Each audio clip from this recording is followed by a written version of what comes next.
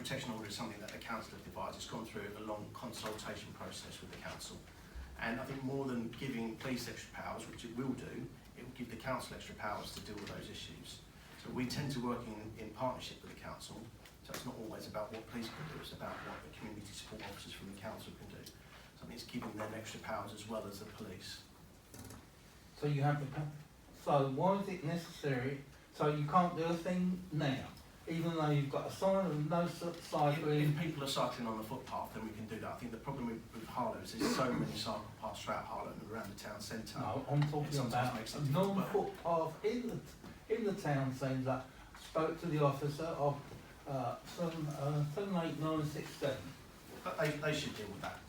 Police officers on foot in the town centre, and hopefully we're putting that out on our social media, because that's not always seen by the public, because we're not always there when members of the public are there. It's various times of night.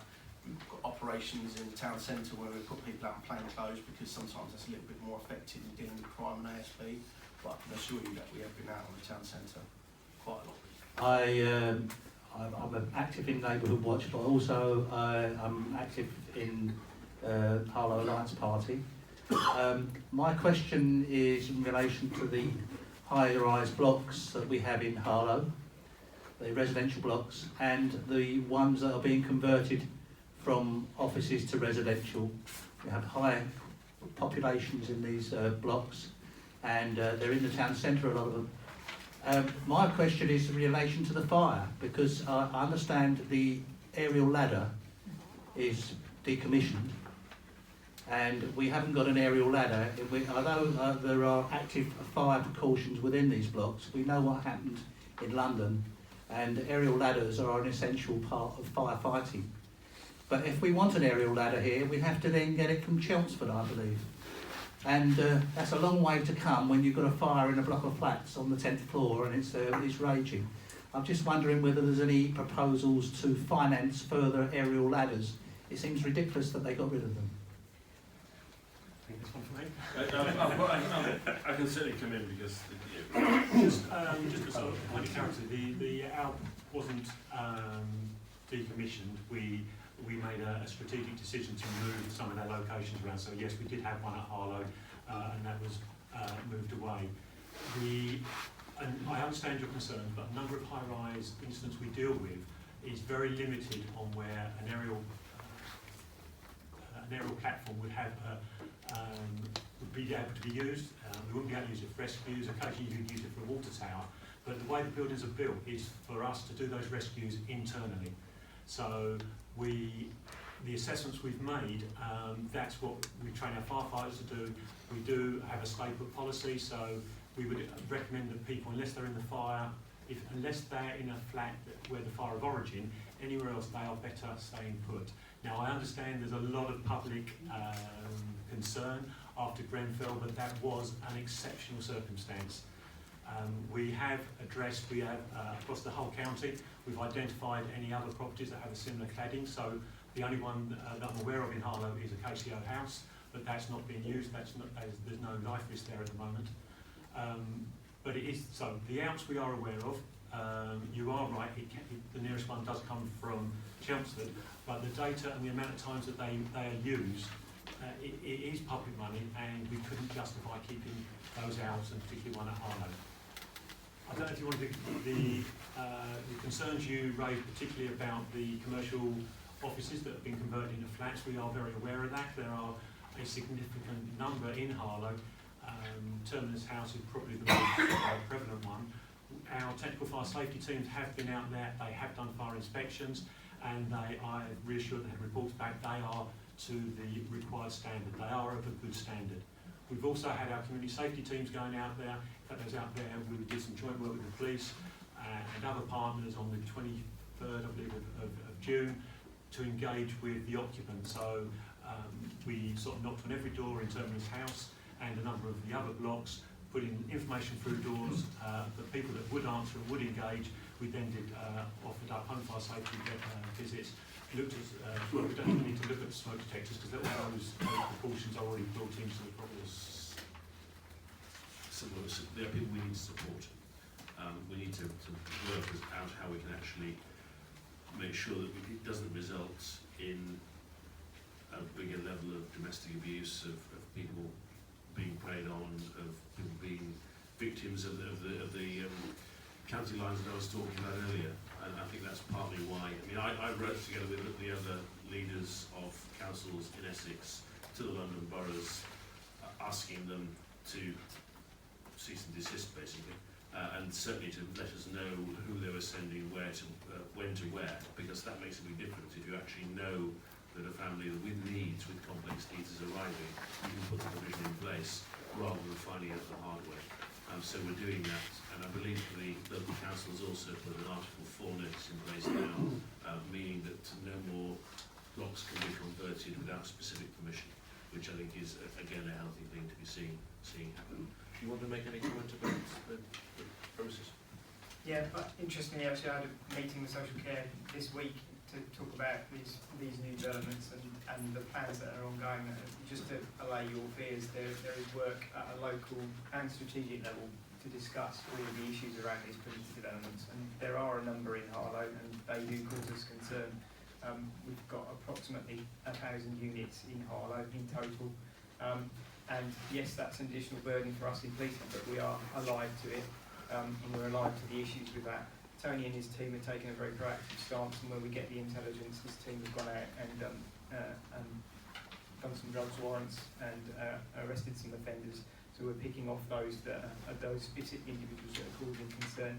But it has to be said that there's a broad spectrum of people going into these properties, and it's not just criminals. There are vulnerable families as well, which that need to be supported, and all the agencies are engaged in that process. Mr. Hirsch is right. There are some occasions we're not being told when they're being moved from London boroughs or outside of Essex of the specific vulnerabilities that are there, whether that be criminal vulnerabilities or vulnerable families. But we're working to close that loop. So hopefully that answers. And met with the police, and there has been an improvement. But the concerns raised around Terminus House and all of that are still very live. And I spoke with shopkeepers yesterday, hairdressers in the market square, and you know, they're watching the activity going on, particularly from about 4 o'clock onwards.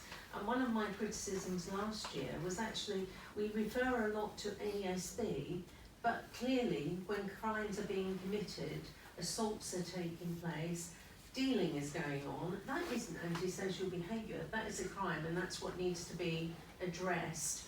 So I'm hopeful with the new police that have come into, into the team, that we will start to see progress, because a lot of,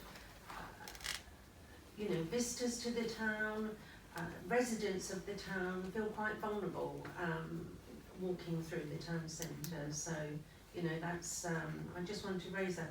The other thing is, in the last couple of days, but I've seen it over weeks, the amount of young people on motorbikes and pillion without crash helmets tearing up and down the road, big road, Southern Way, I'm not talking about down a cycle track somewhere. So that seems to be quite concerning in Harlow, and thanks to the police for addressing and the community safety partnerships a racist type graffiti last week that I reported, and that was dealt with, so I was pleased with that. I'm really sorry to hear about your case, because in terms of licensing, taxing, I'm hoping that when you look at this information that someone has liaised with the licensing department in Harlow who would review someone's licence if there has been potentially a problem. So maybe you could bear that in mind as well. I think, was there one other thing? I think I probably held this on long enough. But yeah, so initially, well done, I'm pleased. Yes, Terminus House. Now, having worked in the criminal justice system for a long time, probation side of things, housing people who've committed a crime coming out of prison is one of the major obstacles. So I do recognise that somewhere you need a mixed economy of accommodation, because people do need to be rehabilitated. My concern is, do the police know exactly how many offenders are in Terminus House? Because if they've come out of prison, the licence should have gone to the police. And I think that might just be worth use checking. I don't want an answer to it, but I just think you need to be aware because I've heard from colleagues, because I'm very aware of the vulnerable people that are there and the children that are there, so I'll just leave it with that. Thank you. Well, firstly, thank you very much for your kind words about the investment in policing. I think it's been a while coming, but it's good to hear that it's actually having effect, and good that the officers managed to clear up your risk of issue. I think in terms of young people riding without helmets, that might be an issue that you guys know a bit about. We've talked a bit about Terminus House and the other properties that have been converted. I'm very confident that the relationship between probation and the CRC and police is very robust. So if people are there on licence, we will know. Of course, you will know from your experience with probation that if they have a spent conviction, it's no longer probably referred to as an offender, and we may well not know in that case. I understand. Yeah. Do you want to comment about that? You raised quite a few issues there. If I start off with the town centre, you're probably aware that we've done quite a big work in the town centre. Certainly on the run up to Christmas, we had operation running in the town centre, which generated 54 arrests. We've continued that good work. We've obviously got dedicated beat officers for the town centre now. The challenge that we've got is when I put uniformed officers on the town centre, people disperse. The officers disappear, and then the kids come back. So we've had to look at a different way of dealing with that challenge. So just this week, we've put a number of officers in plain clothes on the town centre, and that generated 4 arrests in one day. So we are looking at the town centre, and we're looking at different ways to deal with it, because there are long-term issues in the town centre that really need tackling, but not from your conventional police officer in a uniform. I put your officers in uniform on the town centre because that provides reassurance, but we're looking at other ways that we can deal with it, and longer-term ways. Following on from the operation that we've done on the run-up to Christmas, we've gathered lots of intelligence, and that's led on to a number of drugs warrants throughout the town. And we're hoping that doing those drugs warrants will prevent the people coming into the town. We're looking at using community protection warning notices, and then community protection orders. And when we take people to court that have been on the town centre, we look at criminal behaviour orders. So we're doing lots of things to try and make the town centre a safer place, and we'll continue to do that within the resources of the town centre team. You mentioned motorbikes. I get lots of complaints regarding motorbikes, and quite rightly so.